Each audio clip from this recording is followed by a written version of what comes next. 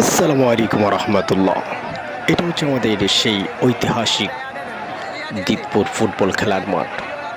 আজকে খেলা ছিল গফরগাঁও বনাম দীঘা।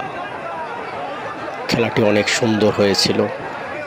দেখতে দেখতে যখন গফরগাঁও দুটি গোল দিয়ে দিয়েছেন, এই মুহূর্তে 1 মিনিট বা 2 মিনিট সর্বোচ্চ এর ভিতরে এখানে গোলযোগ সৃষ্টি হয়ে গেছে।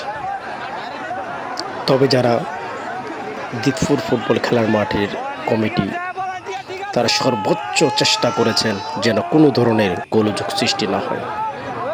আর আমরা চাই না যে দিতপুর মাঠে কখনো কোনো গোলযোগ হোক খেলা নিয়ে। সর্বোচ্চ চেষ্টা করার পরও তারা ব্যর্থ হয়ে গেছেন।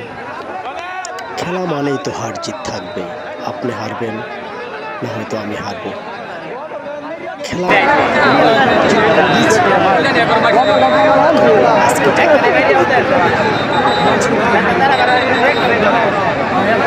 খেলে জিতনি বোকা কিতাব লড়াই করতে